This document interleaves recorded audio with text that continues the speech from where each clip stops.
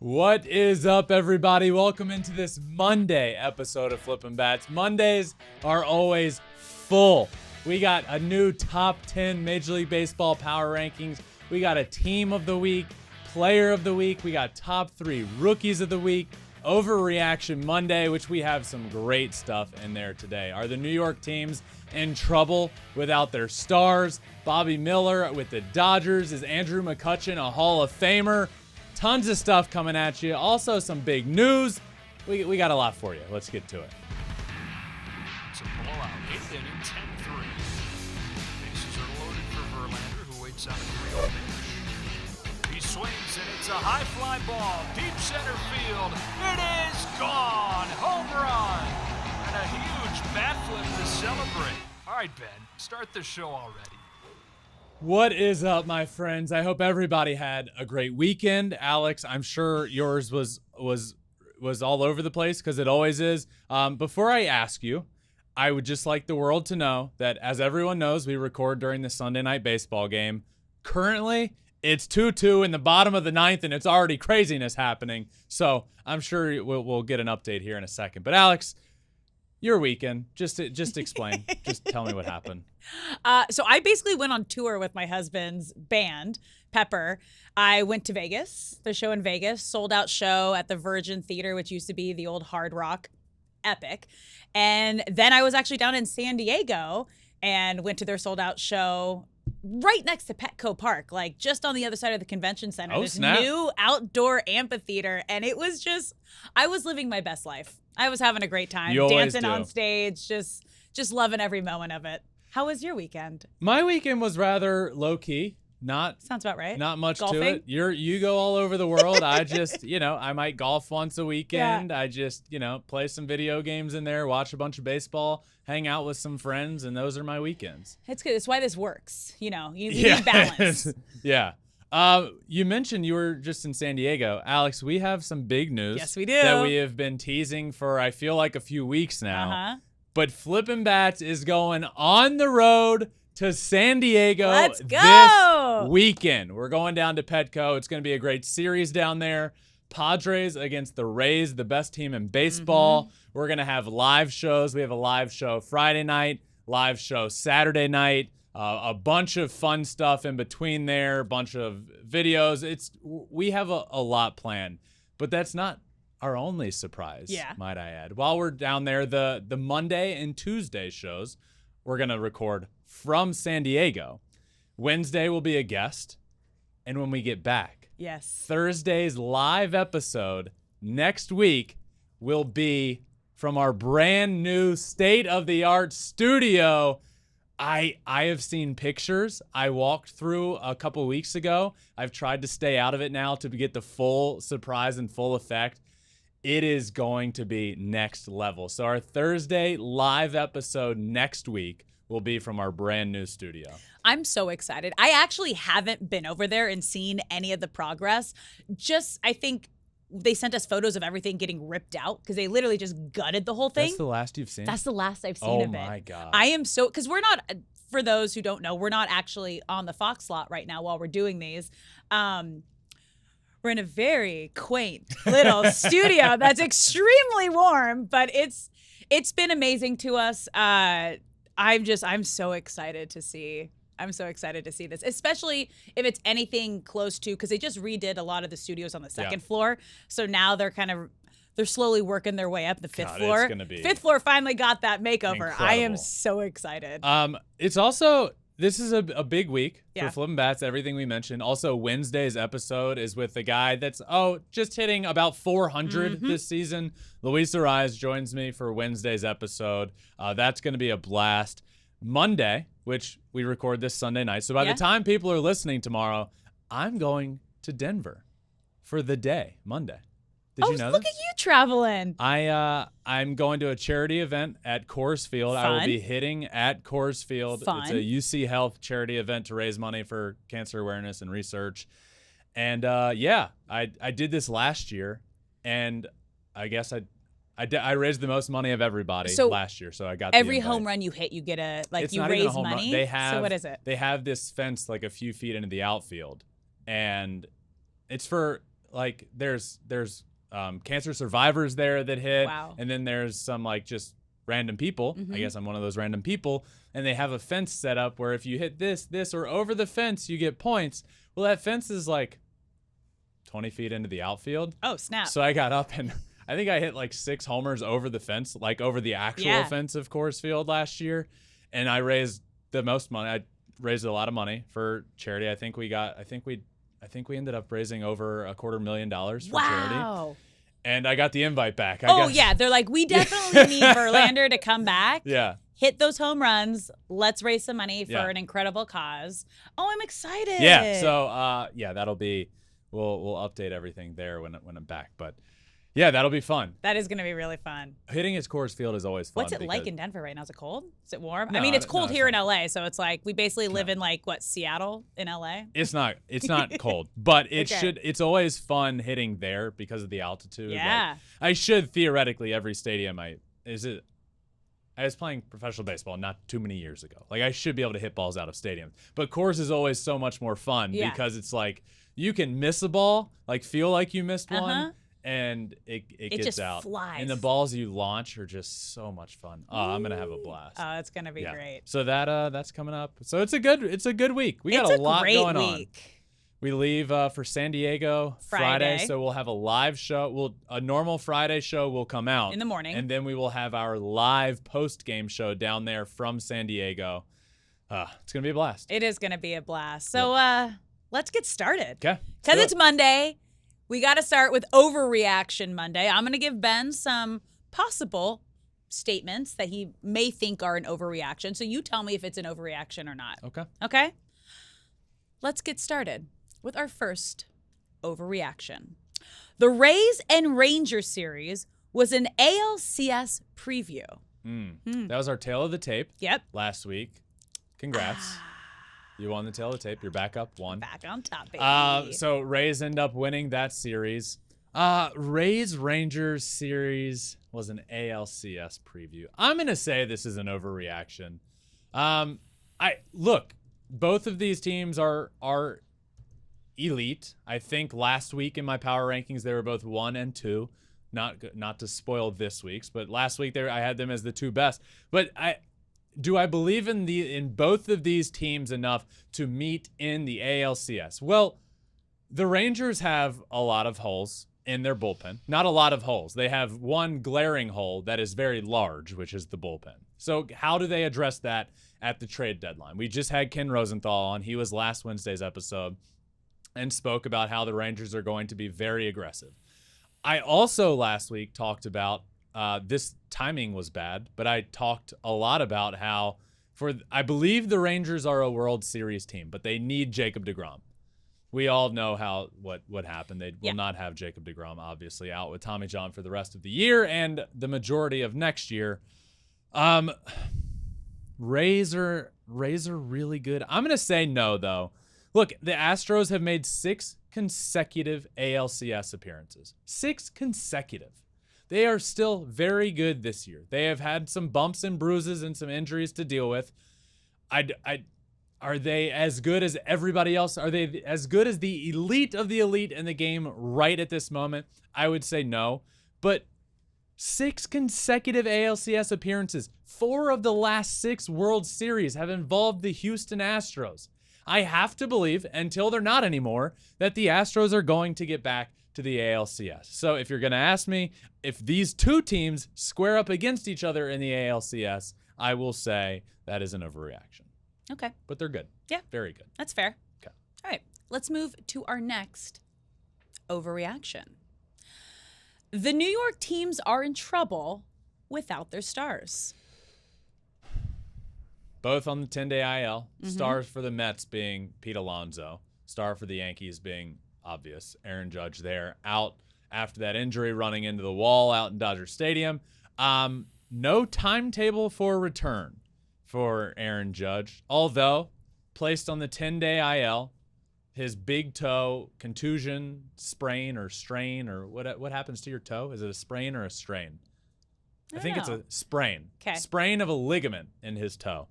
So the Yankees are in trouble without Aaron Judge, I would say. 30-19 with Aaron Judge in the lineup, averaging 5 runs a game. 8-9 entering Sunday. So we'll see what happens here. The Red Sox just took the lead in the 10th inning, 3-2. So they're 8-9 entering Sunday without Aaron Judge, averaging 3.3 runs per game. So, yeah, they're in trouble. On the other side of things, are the Mets in trouble without Pete Alonso? The Mets are in trouble They're just in trouble. The Mets are in trouble with Pete Alonso. Yeah, they're... And now they don't have him. He's expected to miss about a month. Oof. They're in trouble. Yeah. Oh, yeah, definitely in trouble without him. So, yeah, these New York teams that are very good and spend a lot of money to be very good the Mets are clearly in more trouble than the Yankees. The Yankees are fine. They're not playing great baseball right now, but they're treading water. They're okay. You can't afford to tread water long in the AL East, but the Mets are in deep doo-doo. And Alex apparently laughs at the word doo-doo. I just... What? They are! Who uses doo-doo? The Mets are in deep doo-doo. How old are you? 5? It's okay, keep going. So, yeah, they're in trouble. So my answer is absolutely not an overreaction. Yankees are in trouble without him. They do not play good baseball. And the Mets are just in trouble with or without him right now, and they need to turn it around. Yeah, I'm with you on both those. Okay. Okay, let's move to our next one. Corbin Carroll will win MVP in the next 5 years. Oh, baby. I love this question. Are you kidding me? Corbin, MVP CC, named by me, yours truly, wins an MVP in the next 5 years. He could win MVP this year, Alex. Now, there is a name that exists. Ronald Acuna exists. So is Ronald Acuna going to win MVP this year? Very strongly, yes. Very strongly heading in that direction. But, I mean, Corbin, as of right now, he's hitting .308 with 13 homers, 33 RBIs, and 19 stolen bases in his rookie season. I've talked a lot this year about how Ronald Acuna could be the first player in the history of baseball to go 30-60, 30 home runs, 60 stolen bases. He is on pace to go 30-50. He would join Eric Davis and Barry Bonds as the only to ever do that. Corbin Carroll is also on pace to go 30-50, meaning 30 home runs and 50 stolen bases, and join only Eric Davis and Barry Bonds and maybe Ronald Acuna as the only players in history to do that. And Corbin Carroll is a rookie. In his last 7 days, he's batting .476 with 4 homers. In the last month, he's hitting .400, over .400, and on the year, he's been remarkable. June, .364, .432, and .818 OPS, or .818 on base. Let me start over. I get excited when talking Corbin Carroll. I know. Okay? You need to take a deep breath. An OPS of 1.251, over 1250. .364 batting average in the month of June. Corbin Carroll is the real deal. Is he going to win an MVP in the next 5 years? You bet your ass he is. I say yes. I love how excited you get for Corbin Carroll and the D-backs. Yeah. Either or gets you like more fired up than anything this season. The fighting D-backs. Hey, they're great. Hey, you made a bold statement, and it's panning out well for you. They're going to bite you. All right. Fighting snakes. Let's move on to our next Overreaction Monday. Okay. Bobby Miller is the Dodgers' new ace. Bobby Miller is the Dodgers' new ace. Ooh. Bobby Miller is the real deal. Now, is he the ace of the staff right at this moment? Well, with Julio Urias out, I don't know. Honestly, there's a talk for it. I mean, he's been remarkable. I've been following Bobby Miller's career since he was in the minor leagues. I'm a big fan of his. The guy throws absolute fire, wipeout breaking ball stuff. He comes up to the big leagues through 4 starts, has a 0.78 ERA. He's 3-0 in 23 innings with 23 strikeouts in those innings and a 0.83 WHIP. So I will say Bobby Miller is the future and the future of this Dodgers rotation. And I'll do you one better, Alex. Okay. I will say that Bobby Miller is the reason that the Dodgers could make it to the World Series this year. Wow. They needed a guy like Bobby Miller. They desperately needed him. Now, this will be they need bullpen help. I think they will address it at the deadline, though there might not be a ton out there. So it's going to be an arms race at the deadline for relief pitching arms. But the Dodgers desperately needed him. Walker Buehler out. Then you start looking at, okay, well, they have two guys that you can trust in the playoffs, in Julio Urias and Clayton Kershaw. Spare me with the Kershaw playoffs. He's proven that, like, he's had very bad starts in the playoffs and very good starts. Like, I think that's all been overblown a little bit. So Julio and Kershaw, but where do you turn from there? Tony Gonsolin has not been the same Tony Gonsolin this year. We saw in the playoffs, I don't know.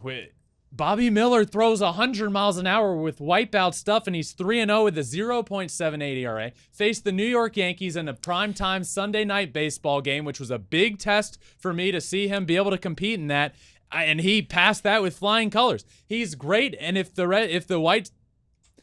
Dodgers make it to the World Series, it'll be because Bobby Miller has a big part in that. I got to call you out on this because it was Bobby Miller. When we were having tail of the tape, I took the Dodgers, you took the Yankees, and Bobby was pitching Sunday night for the Dodgers against the Yanks. Mm-hmm. I said, I believe in Bobby Miller.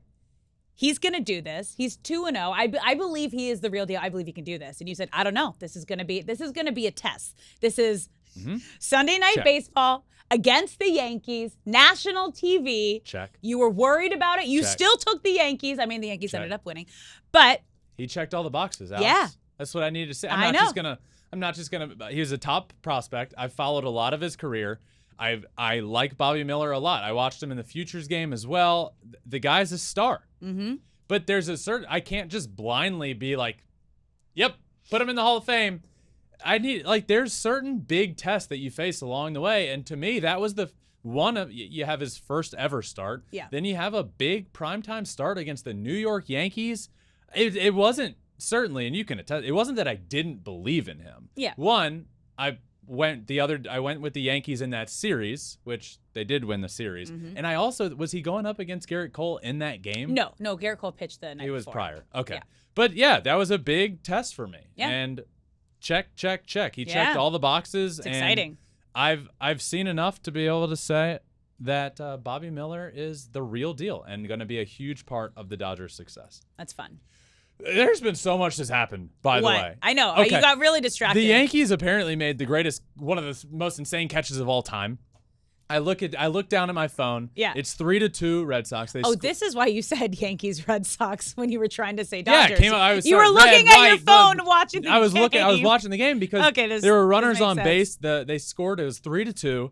Then there was a sick catch out in left field, up against the wall, saved a couple of runs, crashed into the wall, almost robbed the homer. I don't know if it was going out because I'm paying attention and doing what I'm doing now. And now I look down, and 3-2, it looked like off the bat it might be a walk-off, but it's 3-2, bottom of the 10th, runner on third, 1 out. That's what's going on. A lot going on. Yeah. Are you ready to move to this next one? Yeah. Next overreaction? Yep. Okay. Let's move on here.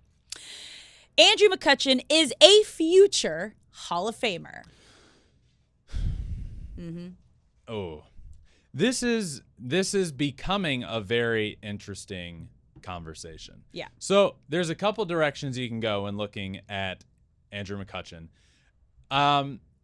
That stretch with the Pirates, it was like a 3, 4, 5 year stretch where he was like the best player in baseball, and he's certainly the best Pirates player of all time that has touched PNC Park. He's the greatest player since the Pirates moved into PNC Park, which is 2001, I believe.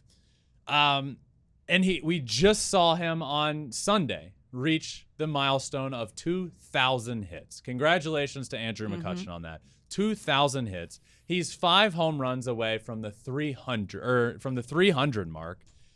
So then you start looking, you really start looking at the milestones he's reached.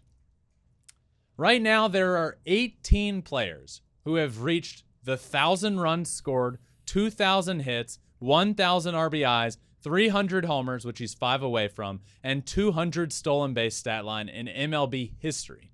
18. half of those are Hall of Famers. Half of them. Hank Aaron, Jeff Bagwell, George Brett, Andre Dawson, Reggie Jackson, Willie Mays, Jackie Robinson, Larry Walker, Dave Winfield. So then that makes the conversation a little trickier. Yeah. Then you start looking at his accolades. MVP award winner, 5-time All-Star, 4-time Silver Slugger. He has a Gold Glove to his name. With all of that said, in my opinion, Andrew McCutchen had a Hall of Fame peak and is ultimately in the Hall of very, very, very good, but not the Hall of not Fame. the Hall of Fame. Ooh, all right. That's my thoughts. Okay, hot take.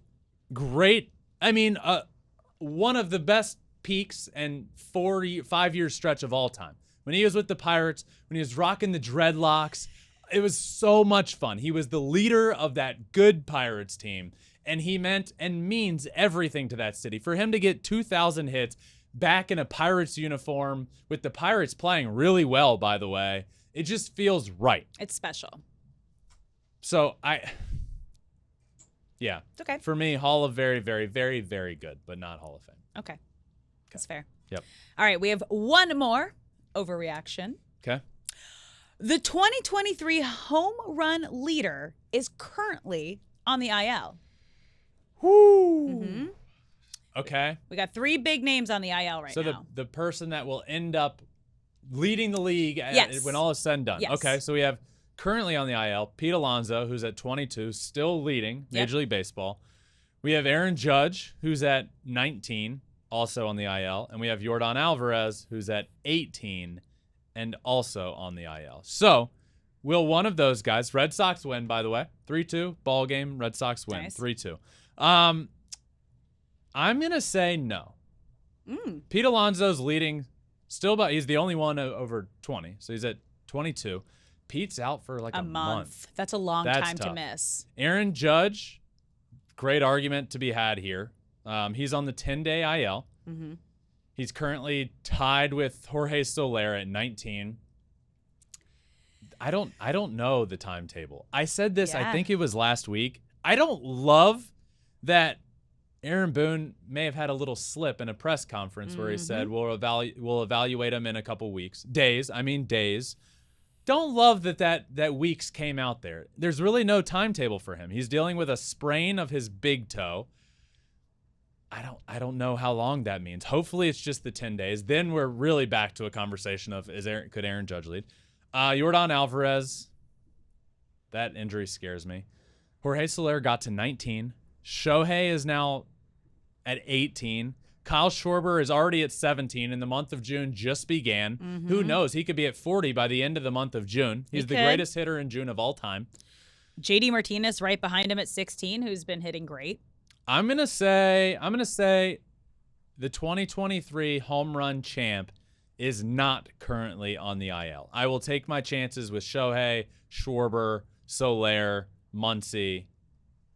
Yeah, the IL stints just really scare me. Yeah. And I don't know. It's a good amount of time to miss. I have not yet. It's Monday. Yeah. I have not yet heard Aaron Judge is going to come off the IL when the 10 days are up. Yeah. I haven't heard that. And that might change my tune a little bit. But as okay, of, that's fair. I'll say no. That's fair. And that does it for Overreaction Monday, which means we are moving on to the top 3 rookies of the week.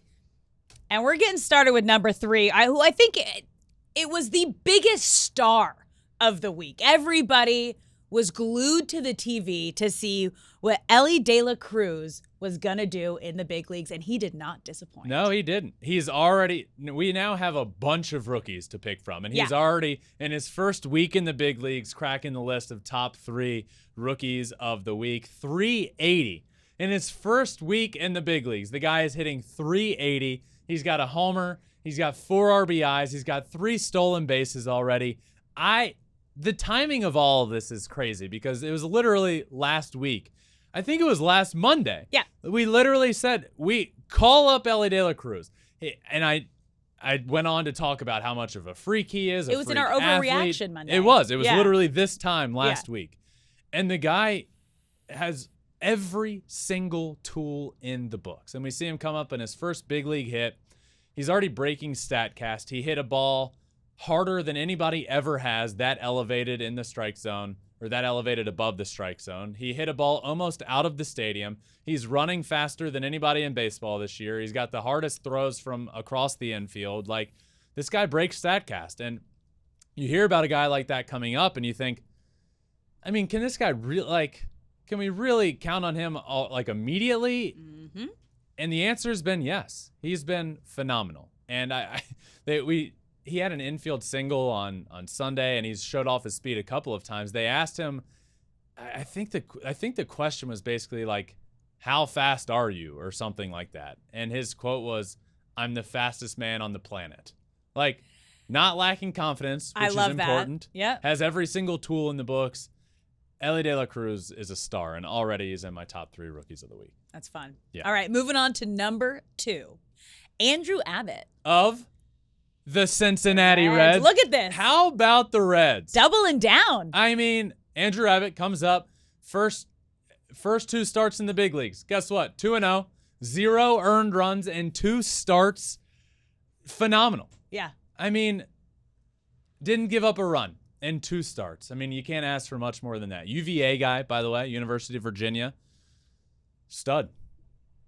2 starts, not a run. That's going to get you, like, it's hard to put Elly at number 3 on a list, but if you come up, make your debut, end up with 2 starts, and you don't give up a run as a big-time prospect coming up, again, the conversation becomes, well, good luck. The Reds are doing it again. Mm-hmm. The Reds have all the writing right there. They just got to handle it right. And I don't know. I believe, here's what I'll say. Okay. I believe in the players on the field and the players in that organization and the manager and the bullpen. I believe in all of that.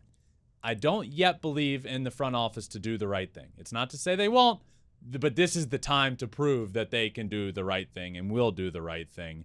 But in his 2 starts, 10 strikeouts in 11 2/3 innings, and not a single earned run, he is number 2 on my rookies of the week.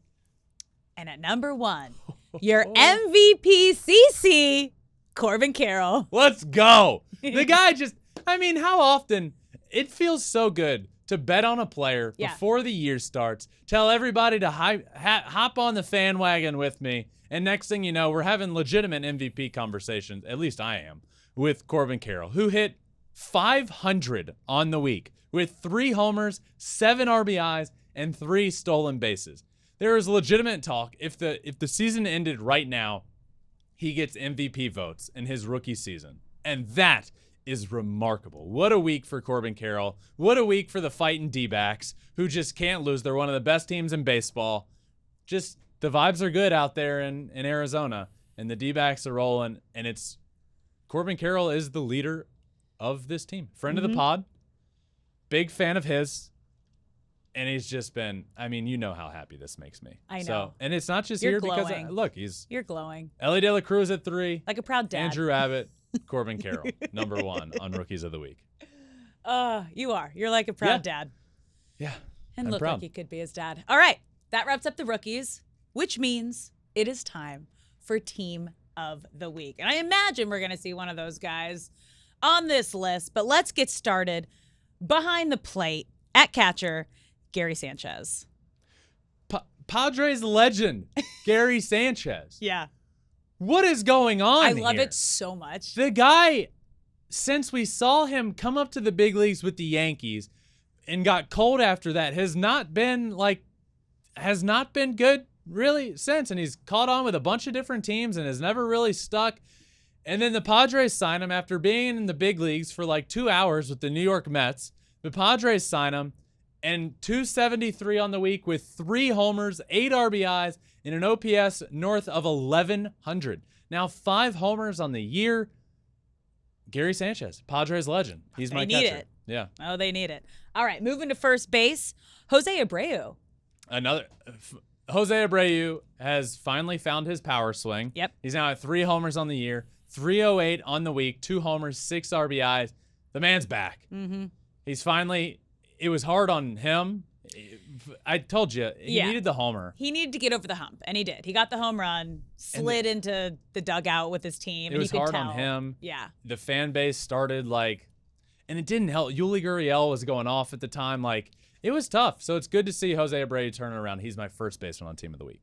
At second base, Luis Arraez. Luis Arraez, future friend of the pod in a couple of days. He joins Wednesday, and he hit 500 on the week. 4 RBIs and an OPS over 1,000, which when you hear Luis Arraez has an OPS north of 1,000, you know he had a really good week and didn't get out much because the guy does not hit many homers. Yeah. So a lot of singles involved, but at a certain point, it's just like the guy's hitting, I believe at the start of the new week, I think he's at 397. I mean, this is incredible. ridiculous. 500 on the week. Good for him. He's my second baseman. Over to third base, Jose Ramirez. J-Ram, 385, 4 homers, 8 RBIs, and an OPS of almost 1,400. Jose Ramirez hasn't had a great year so far by his standards. And by his standards, I mean he is one of the best third basemen in the game of baseball, probably in a top 3 category. And he hadn't been that guy this year until this week. He's really just taken off. He had 3 homers on the day. There was a doubleheader. He hit 3 homers, hit one the next day. J-Ram's heating up. He's my third baseman this week. At shortstop, Corey Seager. Yeah, he's a big part of this Rangers team that is really, really good. Hit 400 on the week, 2 homers, 6 RBIs, and OPS north of 1,200. Corey Seager is back in this lineup after his injury that kept him out for quite a while, and he's back to raking. Never really missed a beat. Went down. When he went down, he was raking. When he's come back, he's been great, so he's my shortstop. Moving to the outfield, in no particular order, we just have 3 outfielders. Your first one, Kyle Schwarber. Is that any surprise to anybody? No. The calendar turns to June, and Kyle Schwarber turns into Barry Bonds. 4 homers on the week, 8 RBIs. He slugged 1,000 on the dot, a slugging percentage of 1,000. 263 average, but it's about the homers. There was a walk-off homer in there. June Schwarber is the best Schwarber, and it's a blast to watch him, and it's been a struggle for him so far this year, and it's been nice to see him hop out of that struggle. And your second outfielder, your fave, Corbin Carroll. Corbin Carroll, of course he's here. 476 on the week, 4 homers, 8 RBIs, and a 1685 OPS. Woo! Remarkable. You all know the drill. Corbin Carroll's my second of 3 outfielders. Nolan Jones, again, want to specify with Team of the Week that these stats go from Sunday through Saturday, but it must be known that on Sunday, this recent Sunday, walk-off homer from Nolan Jones. It does not count for these stats, but the guy is in fuego. 400 on the week, 2 homers, 5 RBIs, and an OPS over 1,200. He is my third of 3 outfielders. Kyle Schwarber, Corbin Carroll, Nolan Jones. Time for the designated hitter, the one and only Shohei Ohtani. What a week for Shohei, offensively especially. 348, 3 homers, 6 RBIs, an OPS of just about 1,300. Was a triple away from the cycle on Friday. The multiple home runs. He's breaking StatCast with his homer. That was, I believe, 112.9 miles an hour. I've said it before. I'll say it again. When Shohei isn't doing something as well as he normally does, he typically does better at like when he's not pitching to his full capability, he's hitting better to make up for it, and vice versa. And right now, his pitching isn't exactly where he would love for it to be. His offense has been insane, and he's getting hot with the homers as well. There's a realistic chance he leads the league in homers this year. He's not far behind. As a pitcher, remarkable. So, yeah, he's my DH this week. All right, well, let's get to the starting pitcher this week, Bobby Miller. Bobby Miller, the rookie. Talked about him earlier, saying the Dodgers could make it to a World Series this year, and if they do, it's going to be a huge part because Bobby Miller is a part of this team. The rookie has come up and made 3 starts. He's 1-0. He's got a 1-0 on the week, 0 ERA, 14 strikeouts, 4 hits, 12 innings pitched. Bobby Miller is the real deal. 23 innings on the year and a 0.78 ERA. The guy throws 100. He's got wipeout breaking ball stuff. Bobby Miller is my starter on Team of the Week. Boy, did the Dodgers need that. Yeah. All right, let's move to your closing pitcher, Raisel Iglesias. Raisel Iglesias for the Braves. A lot of these came against the New York Mets, but 3 saves on the week, 0 earned runs given up, 5 strikeouts, and 0 hits in his 4 innings. And that will be just enough to call it perfect. 3 saves, 0 runs, 0 hits, 4 innings. And that is how you become the closer of the week. And that rounds out the team of the week. So congrats to these guys. Great stuff on the week. But that leaves, Alex, our player of the week. So my player of the week is going to be Corbin Carroll.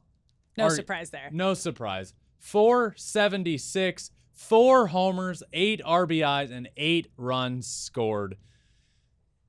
I mean, what more can you say about the guy? He does every single thing imaginable, and Corbin Carroll is my player of the week. My player of the week is one and only Shohei Ohtani. Ooh, okay. Batting .348 on the week, 3 home runs. And you have to also remember, he might not be doing as well, as you mentioned before, on the mound as he would like to, but he is making up for that at the plate. He was 1 hit shy of hitting for the cycle while pitching for the 3rd time this year. He's going to hit for the cycle. I believe he is going to hit for the cycle this year. I agree. It's going to happen. He's heating up offensively. He, as you just said, he might even lead the league in home runs here within a couple weeks with a couple of the top guys on the IL. So yeah, Shohei Ohtani is my player of the week. All right, good. I agree. I know you do. Well, not agree because he's not mine, but you know. It's time for the power rankings, and let's get started with number 10, making their power ranking debut this season, the Miami Marlins. That is right, the Marlins. I feel like for weeks we've been saying put some respect on their name. The Marlins are for real, and for the first time they cracked the top 10 Major League Baseball power rankings, 37-29. Look, they're 3.5 games behind a very good Atlanta Braves team. They're second in the NL East. And then you really start to look at this team. They have one of the nastiest pitching rotations in the game of baseball. Very young and inexperienced, but nasty. And by the way, reigning NL Cy Young Award winner Sandy Alcantara hasn't even really pitched to his capability at all this year. They have a guy that's towards the top of the league in home runs. They have a guy that's hitting almost 400.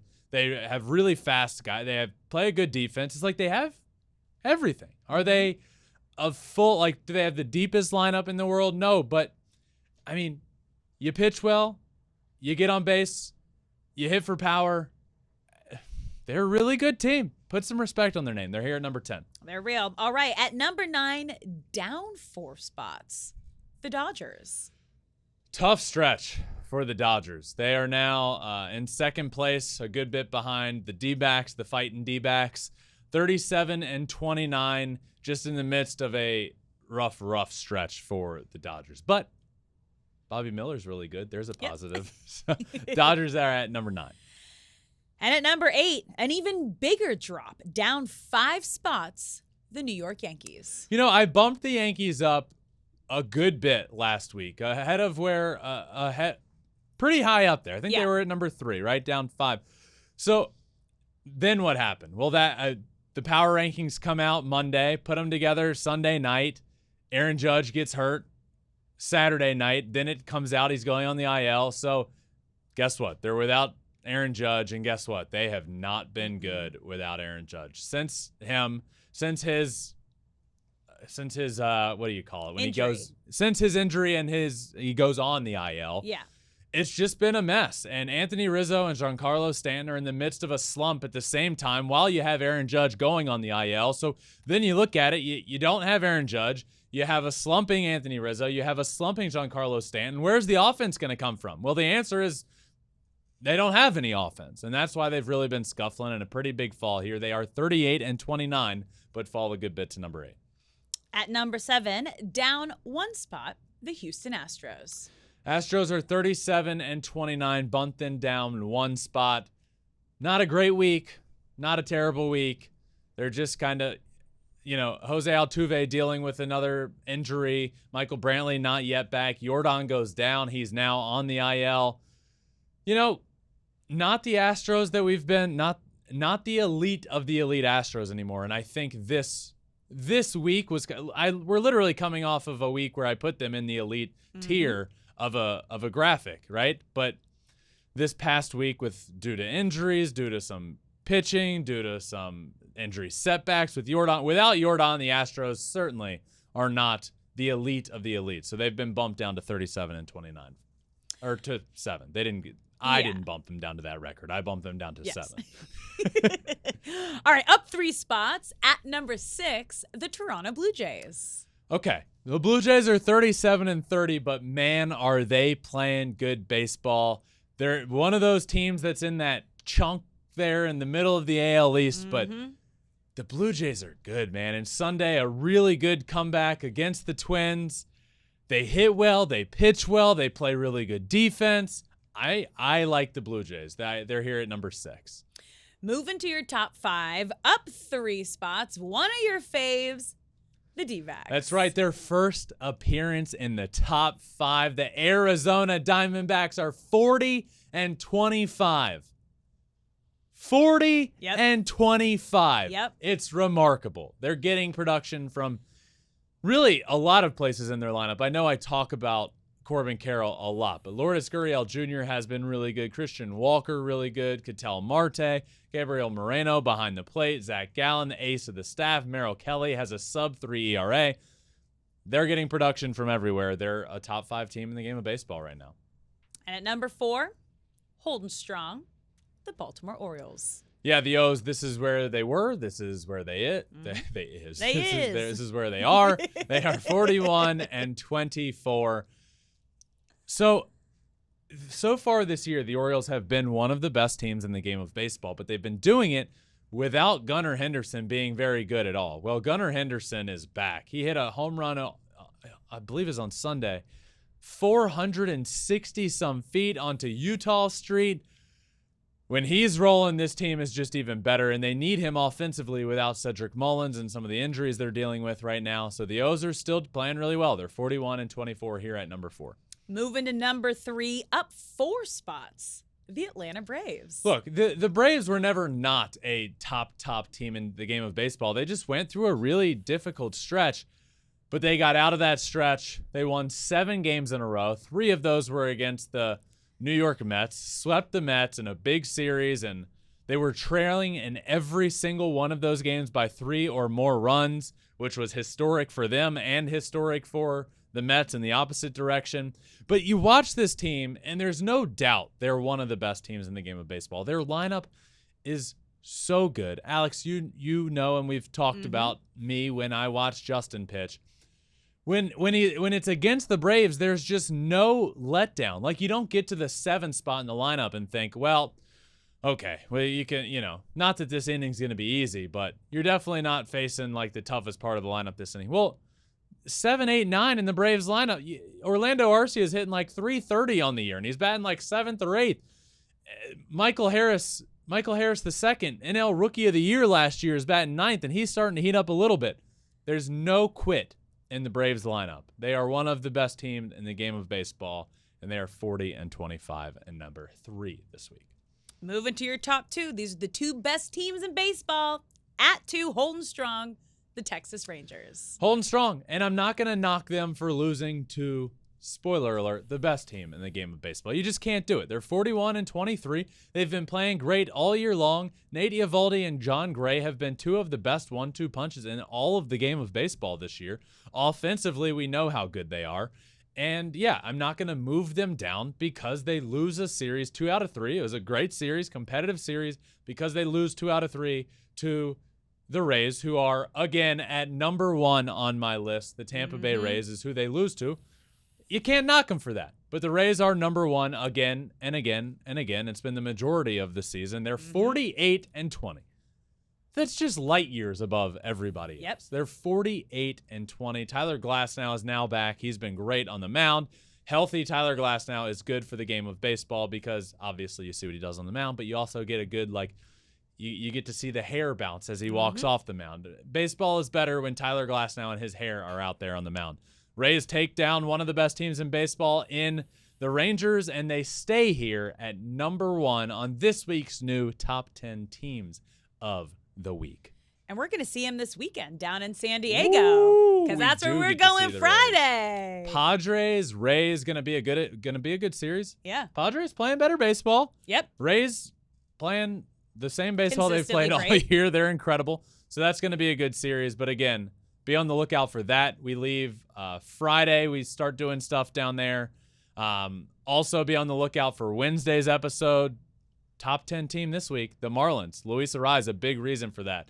Guy's hitting around 400 on the year. He is going to be Wednesday's episode, and I am so excited for everybody to hear that episode because he is awesome. I'm such a fan of his. I can't wait obviously to hear it. on the field, but the person he is, going to talk all about hitting, his philosophy hitting, and so much more. So that's going to be just a big week for Flippin' Bats. And then next week, as you know, as we mentioned, we get into our new and improved studio. Big things happening. Yeah. Alex, big things happening. But for this Monday episode, that does it. Tomorrow, there will be 2. Our normal episode that drops overnight, and then the This Week in Ohtani News bonus pod that drops later in the day. So thank you all for listening to this Monday episode of Flippin' Bats. Make sure you subscribe anywhere you listen to your podcast, Apple, Spotify, wherever.